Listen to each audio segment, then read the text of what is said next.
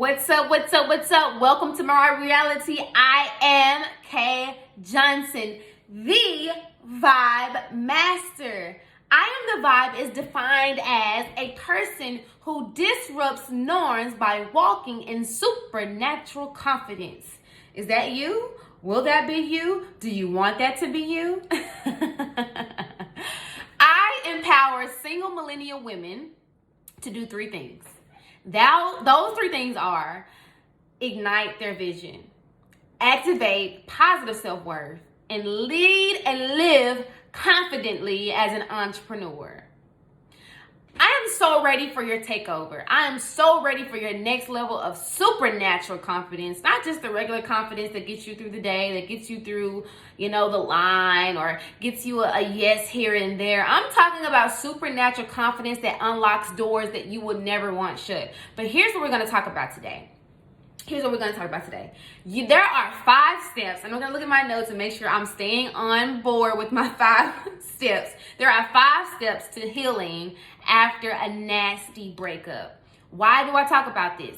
You got it all together, Kate. You're not in a messed up place. Well, if you know anything about me, you know my story about wanting to commit suicide after a nasty breakup. You know about me hitting my rock bottom and understanding that I needed to make my bed at some point in my life so that I could have the success that I was actually desiring. Right? I was dating in college and I was so wrapped up in this guy and the idea that we were going to be together forever. Like I thought that in my head and in my heart and in my journal, we had it together. I had already had his children in my fantasy. I had already, bought this home with him in my fantasy. I had already built a life with him without actually building the life with him. Now, if that resonates with you in any way, then you're going to love these 5 steps to healing after a nasty breakup, especially in your 20s. See, they think that because you're in your 20s, it's puppy love. No, but what really happens in your 20s, you start to get serious about who you're dating. You start to get serious about building your life, right? It may take you some time. And I was on the earlier end of those things, but we're experiencing an identity crisis. And so we don't really know exactly who we are. It's like that quarter life crisis that we're going through, right? And so here are the 5 steps to healing after a nasty breakup. Number 1, make the choice to block him or her from everything. I'm talking about block them from Cash App, Venmo, Apple Pay, Google Pay, PayPal, your email, your Instagram, your Facebook, your everything, your TikTok. Why do you do this? Your Snapchat. Why do you do this? From your phone? Why do you do this? You block this person, not out of spite. No. Don't hear what I'm not saying. You're blocking this person because you are now entering the zone of creating your own peace, your peace on earth. See, a lot of us are experiencing hell on earth. Right? I was experiencing hell on earth because I was too wrapped up in somebody else. So I had to block this person from my entire life because out of mind, out of sight, right? You've heard that before. Out of mind, out of sight, out of mind. One of the two, you get what I'm saying. So when that person is no longer on your timeline, no longer in your sphere of influence, it makes it easier for you to not forget them, but to forgive them and forgive yourself. And I'm kind of stepping in what I'm going to talk about later, but you're going to do this because it really just makes sense to remove the callus, to remove the cancer, right? It's like if you're going into the doctor and you have a disease, you have something that is causing more issues, we're going to deal with what's causing the issue. And later you might even find out that it's you that's causing the issue, but you're continuing to put yourself around people and places and things that don't really value you. So number 1, make the choice to block him or her from all of any type of way to reach you, basically, period, okay? Number 2, take yourself out on dates and outings. This was probably one of the best things that I've ever done. I remember vividly going to the Cheesecake Factory in my singleness when I was like talking to no one. I was like, there were men. Don't get me wrong now, because your girl is your girl. I am the vibe. Do you hear me? I always had men approaching me, but I had to have the understanding and I had to have the self-respect to say, no, I am dealing with something that is really probably going to be crippling to us even building a relationship. So I had to take myself out on dates and outings because I really did have a codependency issue. I had an abandonment issue. I had a rejection issue. So if you're someone that's like that, that's dealing with those feelings, you may be bitter or resentful, then I suggest that you take yourself out on dates and outings because you are getting to explore who you are. So I took myself to the Cheesecake Factory. I had me some wine. I had some good food. And I even reconnected with people that I hadn't seen in a while. But I was able to just spend time with myself. Here's the key. If you don't like spending time with yourself, how somebody else don't like spending time with you, honey? Yeah, let's run it, because I want to know. All right, step number 3, enroll in therapy or counseling. I know it's taboo. Black folk don't get counseling. Especially black young people, right? Or black older people, whatever the case may be. If you want a better life, here's why I did it. Well, not only because I was about to commit suicide, and so I was then someone who was willing, they had to ask me, are you willing to hurt yourself or hurt anyone else?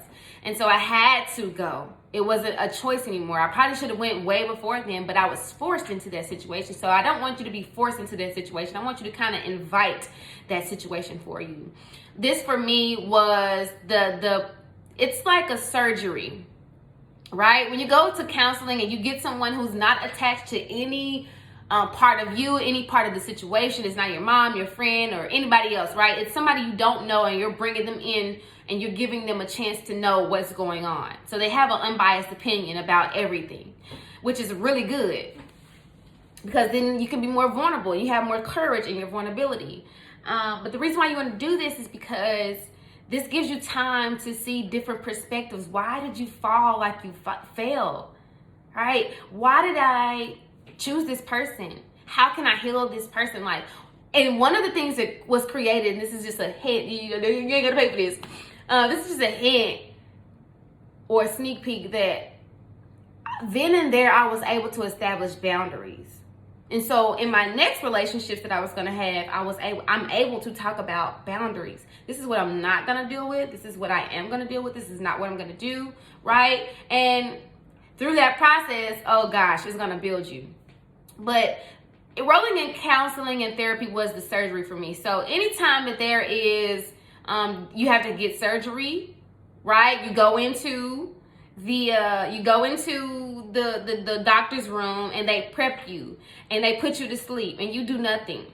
You just lay there and get surgery done on you. So everything is done by the surgeon. And my surgeon was God and the therapist, of course.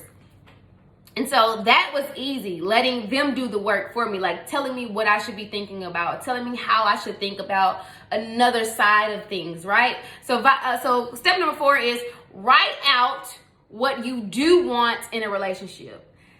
So many of us are focusing on what we don't want. Oh, I don't want him to have this. He can't have this. She can't have that. She can't have this. Da-da-da-da-da. Well, what do you want? This was very transformative for me because I was able to see my actual desires. And when you become the vibe, when you raise your frequency to the vibe that you want, you don't attract what you want, you attract who you are. So when you write this out, you see physically who you have to become in order to attract this person.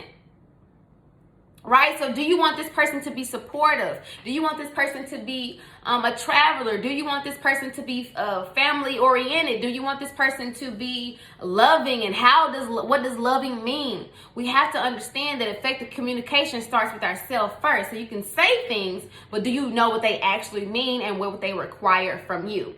Okay, we're almost done. Step number 5, you have to forgive yourself. Forgive yourself for staying so long or making the decision to even be in that situation. Sometimes we stay long and so our hands are just blistered and pain, and it's just bloody because we stayed in the situation too long. We didn't have the confidence to walk away because we're never going to meet anyone else. But that is not true. There are 7.1 billion people and there is somebody out there for you. If you think your soulmate is down the street, honey, you got nothing coming. Because your soulmate could be in China. Your soulmate could be in Canada. Your soulmate could be in Belize. Your soulmate could be in Africa. You never know. So forgive yourself for staying so long and forgive yourself for making the decision. And these are the 5 steps to healing from a nasty relationship. Okay? I am Kay Johnson, the Vibe Master, and I empower single millennial women to ignite vision, activate positive self-worth, and lead and live confidently as an entrepreneur. If you want more information and you want my book, hit your girl up. Drop in the link in below. Make sure you subscribe. You know that stuff.